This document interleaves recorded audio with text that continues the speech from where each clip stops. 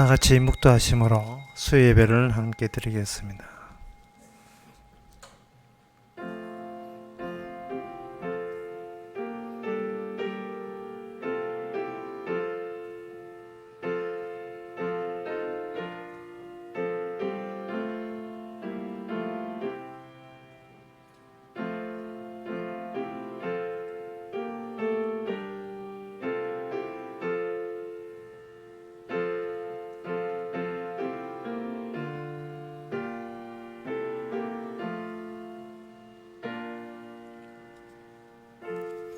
여호와의 율법은 완전하여 영혼을 소생케 하고 여호와의 정근은 확실하여 우둔한 자로 지롭게 하느니라.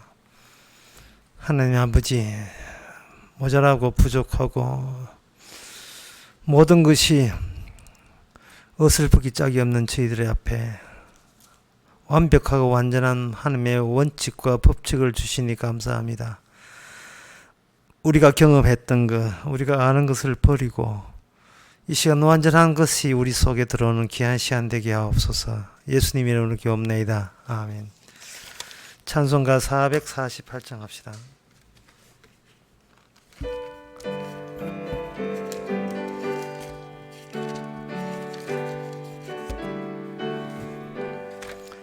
이 세상 끝날까지 주 봉사하리니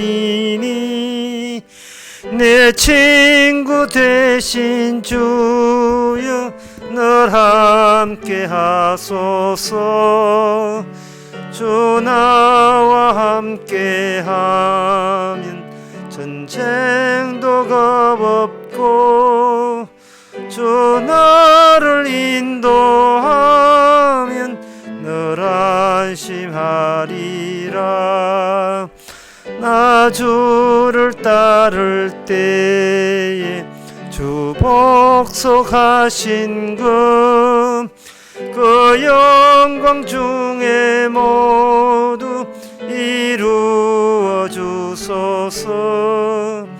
주님의 뒤를 따라 섬기며 살리니 그 크신 은혜 속에 날 인도하소서.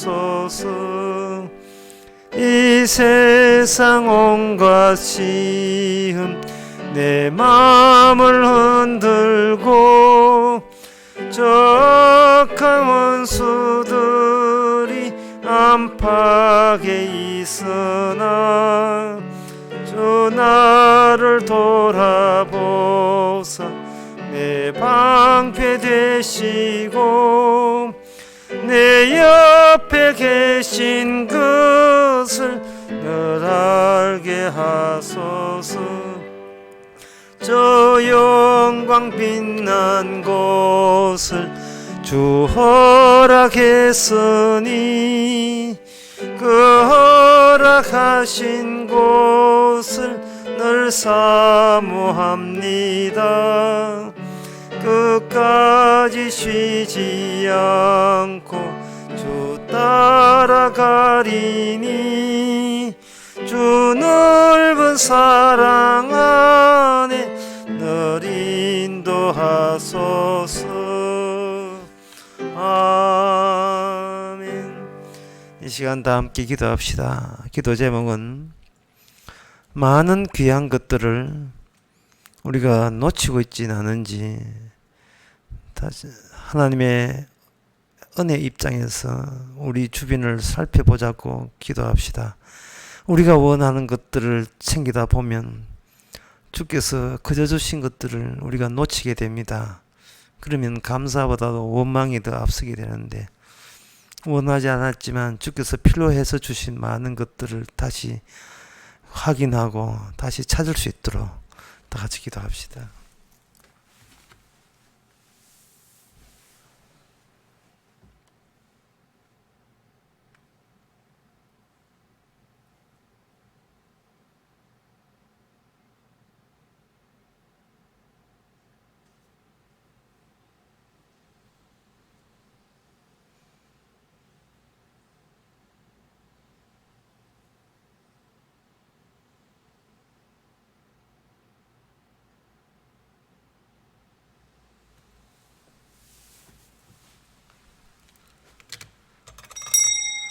하나님의 아버지, 불평, 불만이 대세가 되어 있는 세상 분위기 속에 휩싸다 보니 고마움과 감사보다는 등달아 하나님께 불평, 불만으로 시간을 보내고 있지 않은지 돌아보게 됩니다.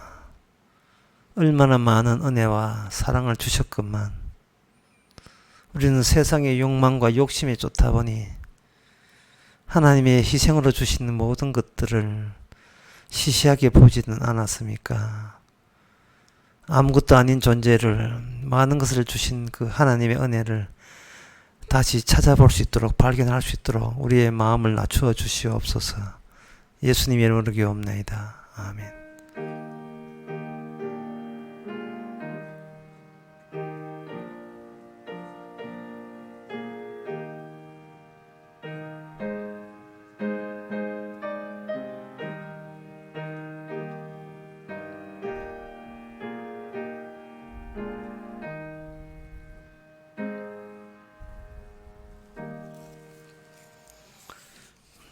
하나님의 말씀은 창세기 38장 1절에서 6절까지입니다.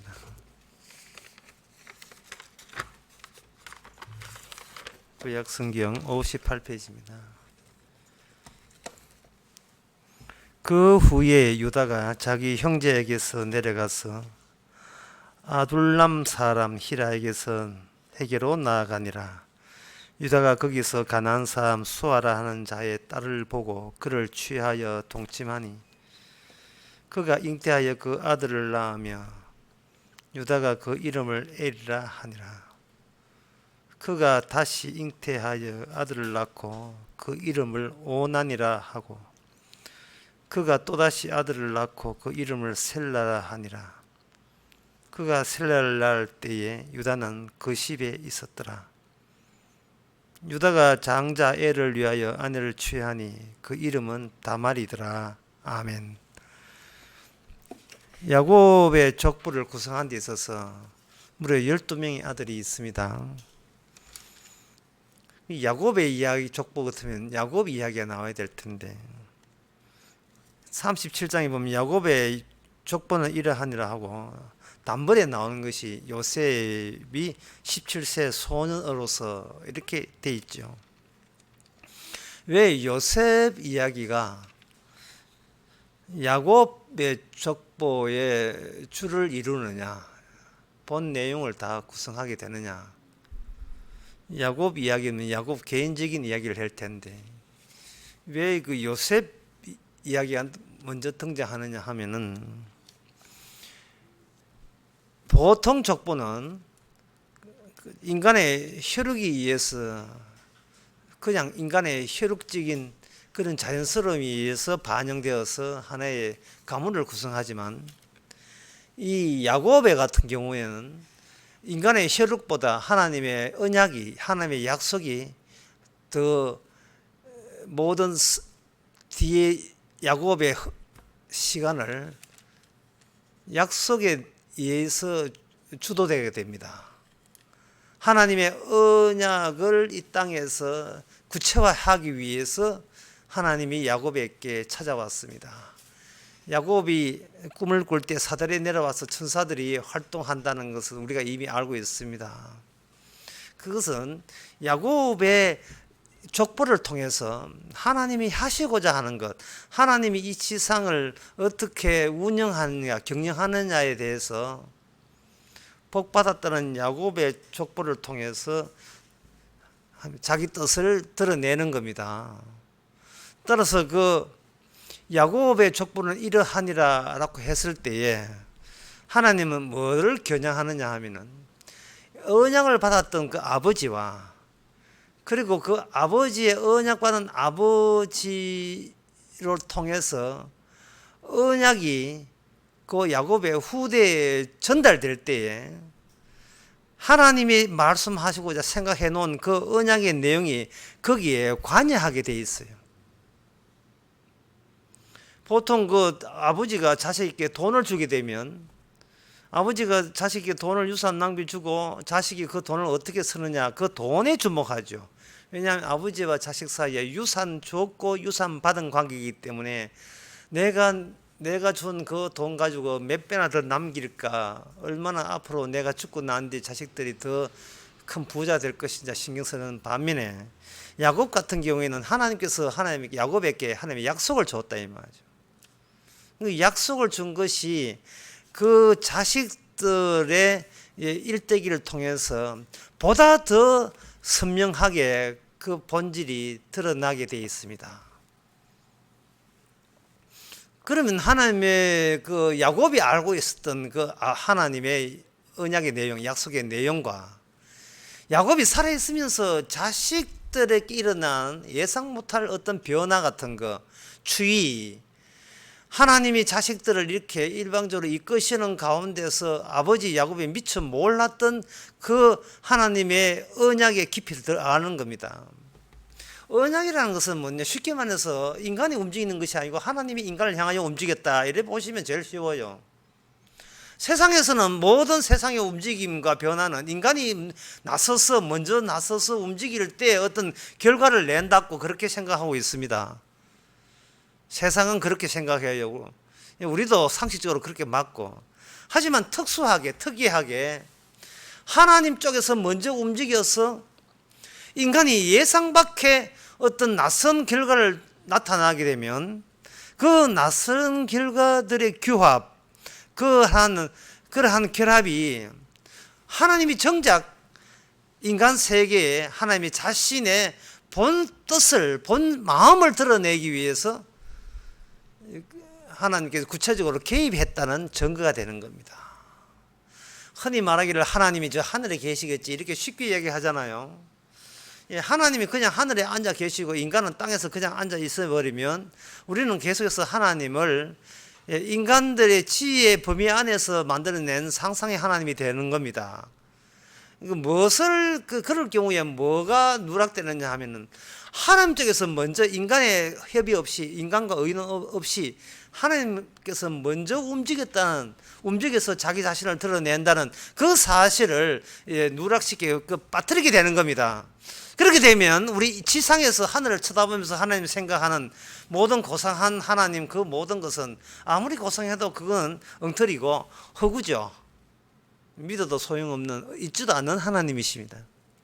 실제로 하나님께서는 야곱을 통해서 자기의 뜻을 펼쳤다. 이것이 바로 오늘 우리가 보고 있는 본문입니다.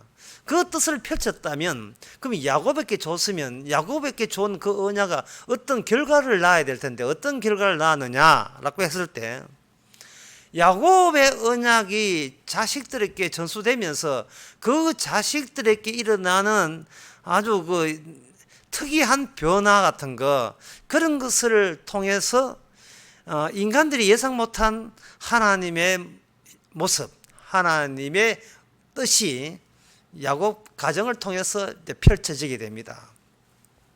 그 중에 하나가 지난 시간에 요셉 이야기를 먼저 했지요. 그것은 우리가 창세기 37장에서 야곱의 약전 이러하니라 하고 요셉 이야기가 나왔으니까 요셉 이야기부터 먼저 할 수밖에 없었습니다.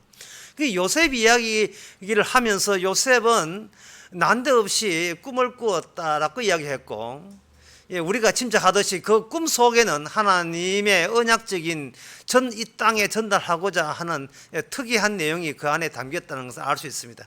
그런데 그 특이한 내용으로 인하여 이 야곱의 자식들 가운데서 한 명과 그 외 나머지 모든 것이 격리가 되었어요. 갈라서게 되었습니다. 아버지는 자식 하나 죽은 걸로 간주되어 버리고, 그게 다 어디서 나오는가? 꿈 때문에 나왔어요. 그럼 꿈을 누가 꾸겠는가? 하나님이 꾸게 하신 겁니다. 하나님 께서 먼저 움직인 그 결과가 야곱의 가정에 세상적으로 봐서 우환을 준 겁니다. 17살은 애가, 자식이 아버지 입장에서는 일찌감치 죽은 자가 되어버렸죠. 자식 하나 잃어버린 게 되는 겁니다. 그럼 자식을 잃어버렸다는 것과 하나님이 지상에 자기 뜻을 드러내는 것과 무슨 관계가 있는가? 그것은 앞으로 이제 요셉의 진척 과정을 통해서 그게 드러날 겁니다. 어쨌든 우리가 알 수 있는 것은 요셉이 그 가정이라는 울타리, 우리는 아버지가 야곱이고 우리는 형제들이 있다는 그 가정이라는 소규모 울타리를 벗어나서 요셉은 애굽이라는 가정을 떠나서 대규모 어떤 권세가 작용하는 국가 체제 속으로 이제는 요셉이 홀로, 혼자 몸으로 거기에 드디어 잠입하기 시작하는 겁니다. 부모를 떠나서 형제를 떠나버려서 잃어버린 소년 하나가 애굽의 나라에 비밀이 잠입한 게 돼버려요. 이것은 바로 꿈을 꾼 소년의 잠입이고, 이것은 곧 하나님의 계시와 그리고 지상 최고의 권력을 가진 그 당시에 애굽 나라의 만남이 되는 겁니다.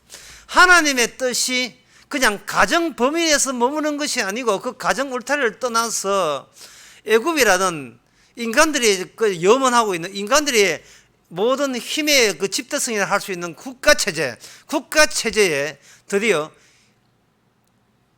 언약의 핵심되는 인물이 그 언약 그 국가체제에 거기 섞이기 시작하는 겁니다. 어떤 결과를 낳을지, 그것은 꿈을 주신 하나님께서 꿈의 내용대로 전개하게 되면 그 국가체제의 어떤 변동이 날 거고, 그 변동은 순전히 요셉을 통해서 변동이 일어났다는 말은 요셉에게 주신 분, 곧 하나님에 의해서 국가의 변동 상황이 일어났다는 이야기가 되는 겁니다. 그러면 이것은 뭐냐면 요셉을 통해서 보여주고자 하는 것은 이 세상의 모든 국가는 절대로 인간들의 힘에 의해서 그들이 하루하루 운영되고 있는 것이 아니다. 바로 하나님에 의해서 인간 국가가 관리되고 있다는 사실을 요셉을 통해서 보여주는 겁니다. 자, 그렇다면 이 야곱의 언약은 간단하게 야곱의 가정에서 버림받은 소년 요셉을 위해서 야곱 언약은 이제 실현된다. 하나님께서 야곱에게 주신 그 야곱의 언약은 이제는 야곱에서 잃어버린 자 요셉 하나를 통해서 그 하나님의 지상에 펼치고자 하는 뜻은 요셉을 통해 다 드러내게 되겠다. 우리가 이렇게 쉽게 생각할 수가 있겠습니다. 그런데 말입니다. 오늘 본문에 38장에 보면 그 후에 유다가 자기 형제에게서 내려가서 갑자기 유다 이야기가 나와요. 창세기 37장에서 야곱의 족보가 이래하니라 해놓고 야곱 이야기는 안 나오고 주가 되는 것이 요셉 이야기가 먼저 선수치고 꿈 이야기하면서 나오고, 그 다음에 38장에서는 38장 전부가 사적인 유다 가정 이야기가 나와버립니다.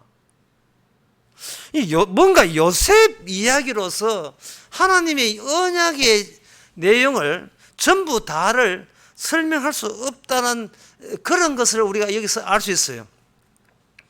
요셉은 요셉대로 움직이고, 그리고 유다는 유다대로 따로 여기서 움직여서 하나님께서 자기의 그 언약의 뜻을 펼치고자 그렇게 실시하고 있는 겁니다. 그 유다는 그 야곱의 그 아내 가운데 언니죠. 그 레아의 그 네 번째 아들이에요.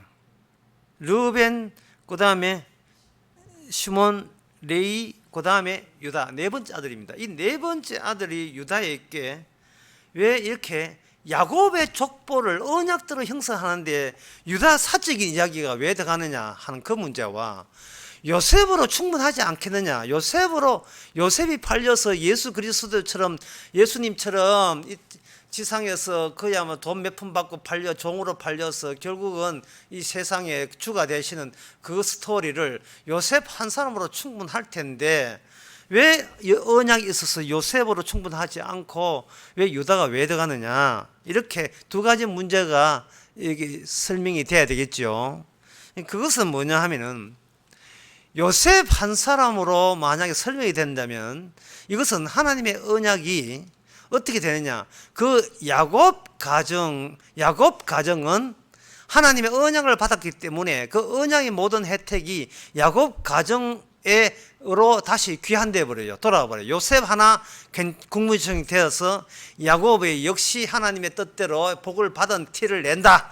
야곱 가정은 다른 가정은 다르다 하고 야곱 가정으로 이것이 다시 모든 복이 야곱 가정 하나로 이게 굳어져 버려요. 그게 전부 다 종결되어 버립니다. 그렇다면 야곱 가정은 영원하느냐? 야곱 가정은 영원하냐? 과연 야곱 가정은 문제가 없느냐? 하는 그런 점이 나타나질 않아요. 지금 하나님께서 이 지상에 자기 뜻을 언약을 드러낼 때는 모든 인간은 의인은 없느니 하나도 없는 거예요. 그러면 야곱 가정이 훌륭해져 버리면 안 됩니다. 야곱 가정이 다른 가정 못지않게 근원적으로 문제 있는 가정임을 들춰내야 되죠. 1차는 야곱 가정이 그렇게 온전한 가정이 아니라는 사실, 그 하나와 자꾸 하나 둘 하니까 자꾸 둘 할 때 하나를 잊어버린 경향이 있는데 단단히 해야 됩니다.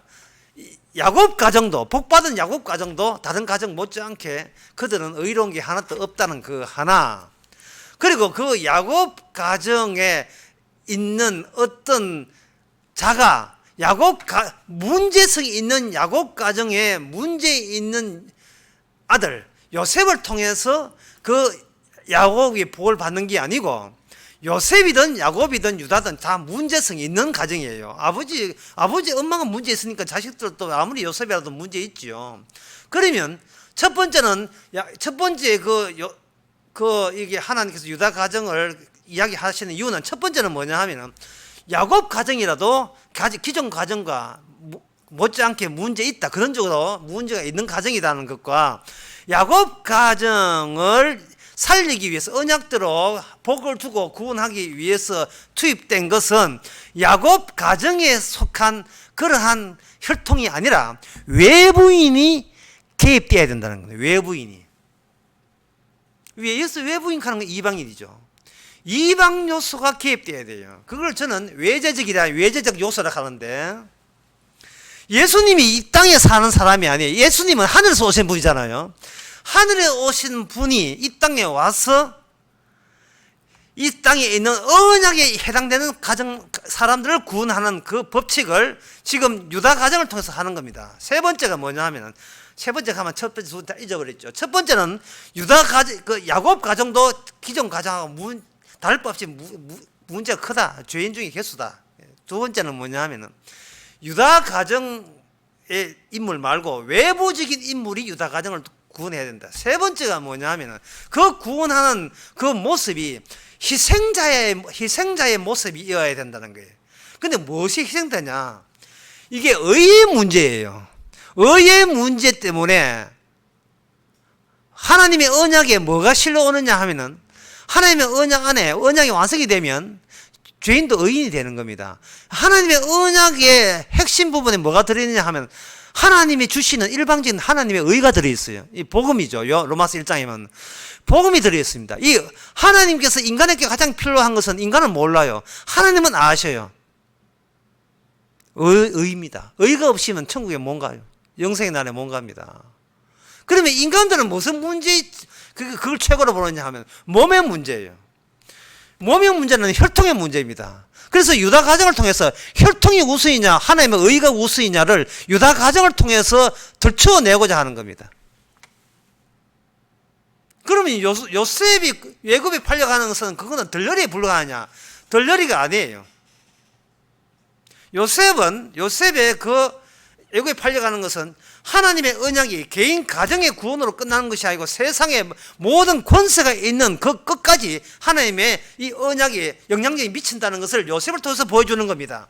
하나님의 꿈을 꾸게 된 그 요셉은 최고의 인간들이 상상하는, 인간들이 가장 완벽하다고 여기는 최고의 힘의 집결 국가죠. 그 국가의 권세에 아까 제가 말씀드린 것처럼 요셉이 언약의 사람으로 거기에 파견 근무하죠.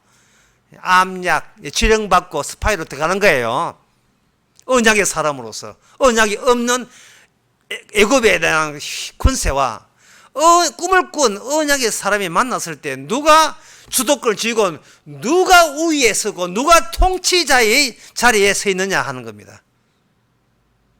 세상에 많은 국가, 그래 힘센 국가가 있지만 그 국가는 그 국가의 자생적인 능력으로 운영되는 것이 아니고, 예, 암묵적으로 잠재되어 있는 하나님의 언약의 잠재적인 힘을 위해서 그들은, 세상 국가의 군사들은 쓰여지고 있는 거예요.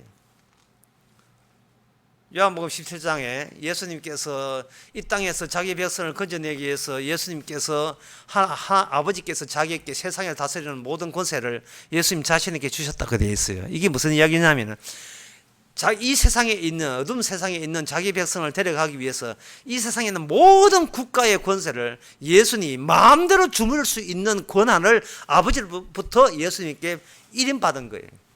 예수님께서 모든 활동 것은 이 세상에서 자기 백성 빼내기 하기 위한 활동입니다.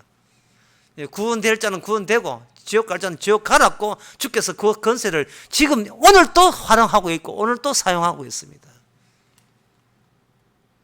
아파트 값이 올라가니까 아파트의 다주택에 세금을 좀 더 매겨야 되겠다. 그 권세는 예수님께서 나온 거예요. 예수님께서.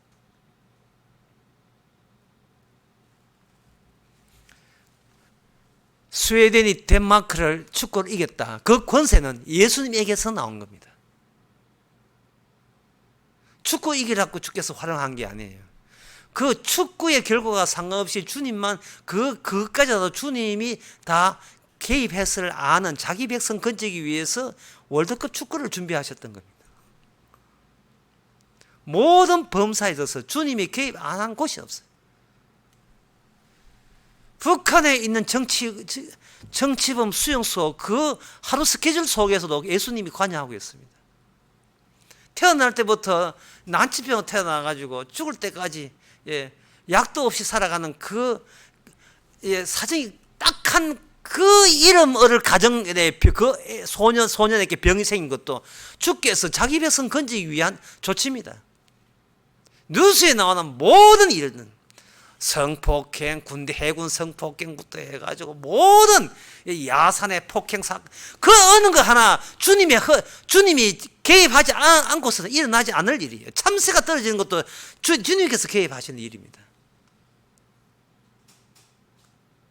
인간들은 그것까지를 보지를 못하죠.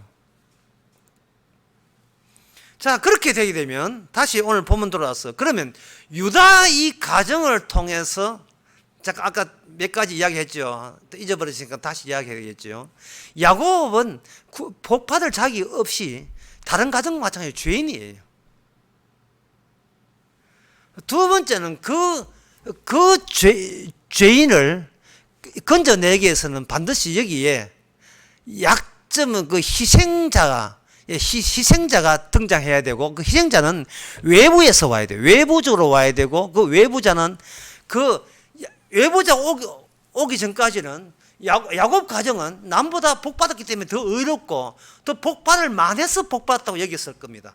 그러나 그 유다 가정에 있어서 그 외부자가 하나님의 뜻대로 순종함으로 말미암아 오히려 피해자가 되어버리는 현상이 유다의 며느리 다말에게서 일어나는 겁니다. 이게 바로 하나님의 언약 구성에 있어서 그 본 내용을 차지하는 거예요.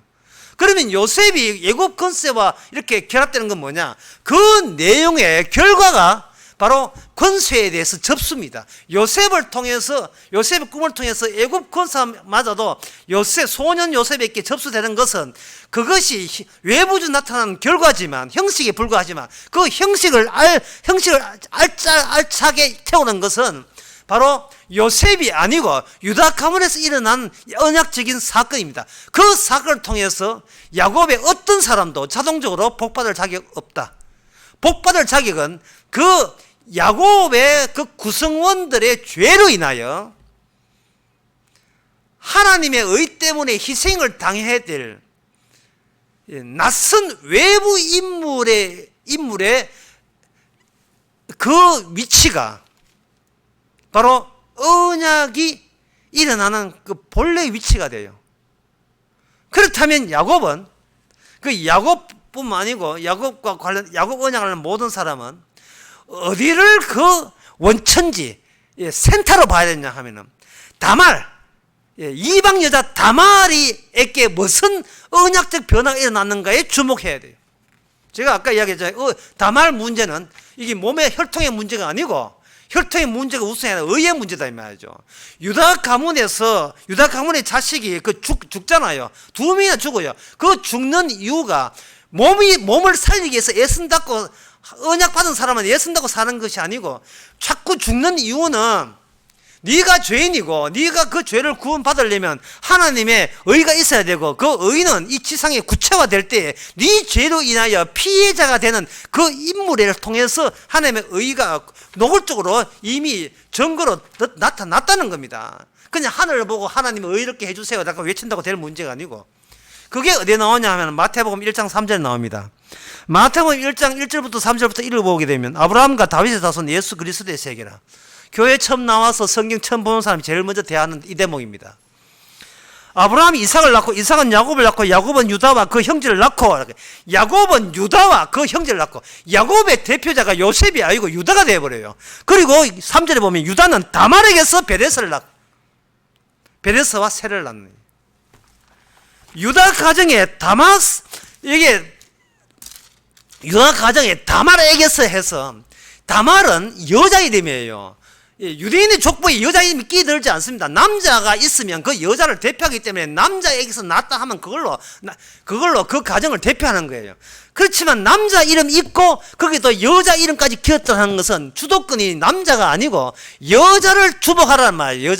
그 여자가 이방 여자, 이스라엘 혈통이 아닌 외부에서 투입된 그 혈통, 그렇게 하나님의 흔히 말하는 언약적인 혈통 말고 그 외부의 혈통이니까 없는 혈통이에요. 언약적으로 봐서 존재하지 않는 혈통, 암묵적인 혈통, 잠재적 혈통, 하나님 편에서 하나님의 뜻을 전달하기 위해서 대기 상태에 있던 혈통, 그 혈통 자체를 중요한 것이 아니고 그 혈통이 혈통이 사라지고 사건 하나로 이 하나님의 언약 철도 노선에 KTX 노선에 족보 노선에 사건으로 끼어드는 겁니다. 그렇게 되게 되면 바로 하나님의 이 본래 내용은 신약에서 이렇게 유다가 본래 내용을 차지하지만 그 결과로 유다의 그 결과로 인하여 그 야곱의 가정은 야곱의 가정에 언약을 주신 그 하나님이 요셉을 애굽에 파견 근무하는 시기 되어가지고 세상에 있는 모든 권세도 야곱에게 일어났던 야곱에게 언약을 주신 그 하나님의 권세를 벗어나지 못하고 장악되고 다루어진다는 겁니다. 제가 아까 이야기한 그 요한복음 17장 모든 권세를 예수님이 주셨다 하는 그 내용입니다.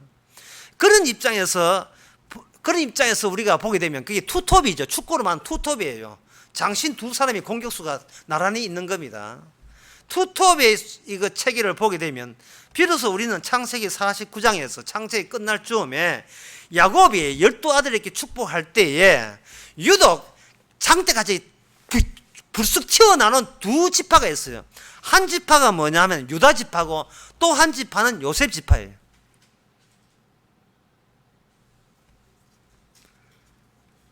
창세기 49장 9절에 보면 유다는 사자 새끼라 내 아들아 너는 움킨 것을 찢고 올라갔도다. 이렇게 해서 유다가 마치 그 야곱의 축복을 대표적으로 받는 최고봉에 올라간 지파처럼 보이는데 그건 못지않게 나중에 여기 22절에는 요셉은 무성한 가지 있고 홀이 10절에 보면 홀이 유다를 떠나야 된다. 왕의 지팡이가 유다를 떠나지 않는다고 돼 있고 그리고 실로가 오실 때까지 메시아가 오실 때까지 그 유다가 메시아가 관련되어 있는 것처럼 보지만 돼 있는데 여기 22절에 보면 요셉은 무성한 가지라 해놓고 야곱의 전능자의 심이라 그로부터 이스라엘의 반석인 목자가 나도다 해서 목자는 요셉 지파가 나는 걸로 되어 있어요. 그러니까 이 축복을 보는 사람들은 이상하게 대표자가 한 명이 아니고 두 명이라는 점에서 당황스럽게 짝이 없습니다. 이 문제를 어떻게 해결할 것인가 하는 거지. 왜 언약이 완성이 되고 언약이 완성됐으면 그 완성된 그것을 두 사람에게 주는 것보다 한 사람에게 몰아주는 것이 체계를 세우고 뭔가 질서가 안정적이라고 느껴지지 않습니까? 그런데 두 개를 해버리면 이게 불안정하게 두가 분리되는 거예요. 왜 이렇게 되는가? 과연 그럼 주도권이 둘로 영원히 가느냐? 둘로 영원히 가지는 않죠.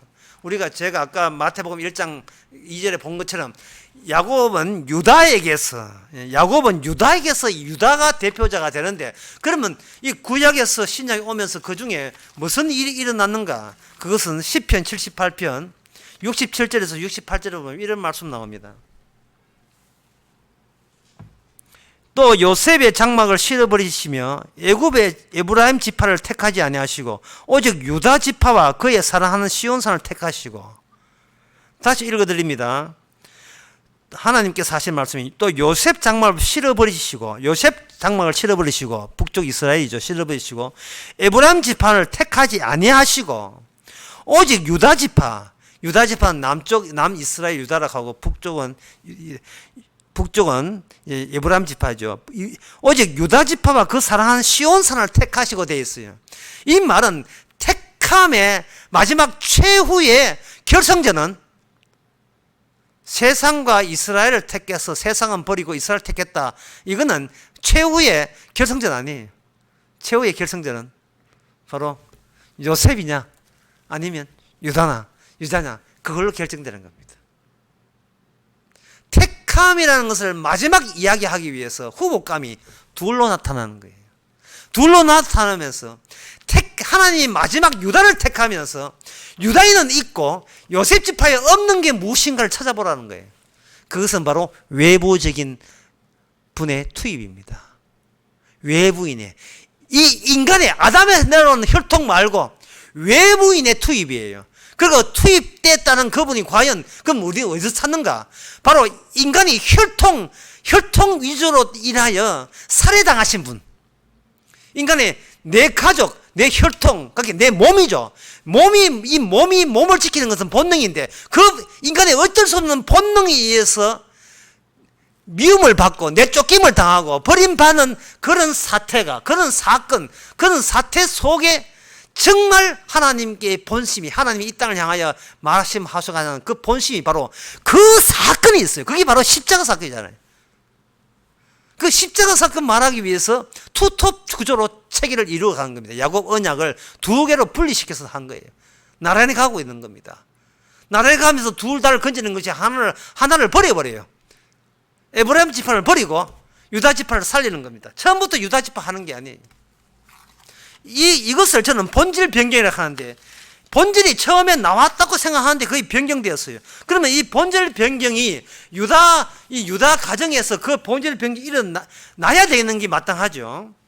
창세기 38장에 다말과 유다가 며느리와 시아버지가 동침을 해서 아기를 낳는데, 산파가 이를 보니까 먼저 나온 애가 있어가지고 그 붉은 끈으로 먼저 나온 애의 손에다가 메었어요. 헷갈리지 않도록, 혼동되지 않도록 메었는데 그 손을 도로 들이며 그 다른 형제가 튀어나와 버려요.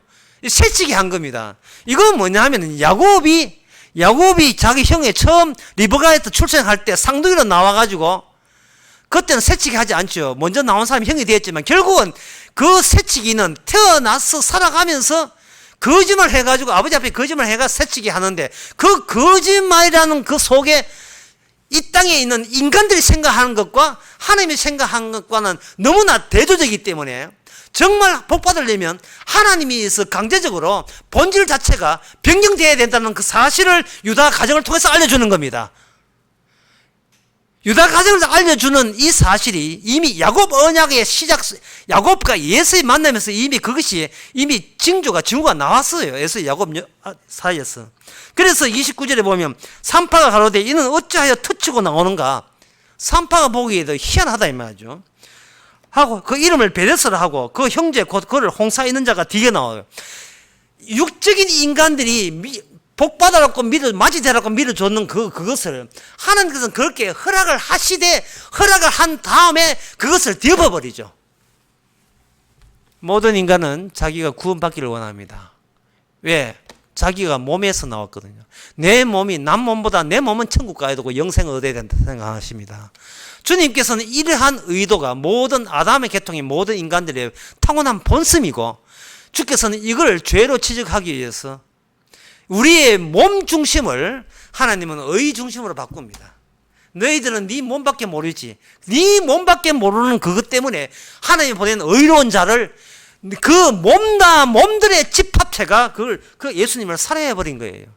그 살해한 사건이 성령을 통해서 우리에게 와버리면 우리는 얼마나 지독하게 내 몸만 챙기고 내 몸만 위한다는 사실을 성령을 통해서, 십자가를 통해서 다시 한번 늘 확인할 때 우리가 바로 하나님의 언약의 사람, 언약이 작용하고 있는 영생을 얻는 백성입니다. 기도하겠습니다. 하나님 아버지, 저희들 주의 뜻 내 위주로 내한테 이익되라고 살지 않았습니까? 그것이 얼마나 십자가 앞에서 악마의 본심인 것을 다시 한번 노출시켜 주신 것을 감사합니다.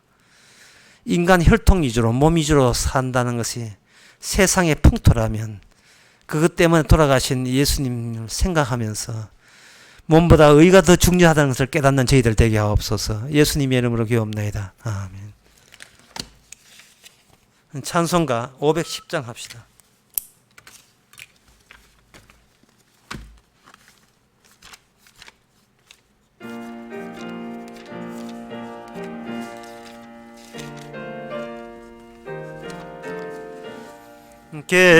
겟세마네 동산에 주를 생각할 때에 근심이나 걱정을 사양할 수 있을까?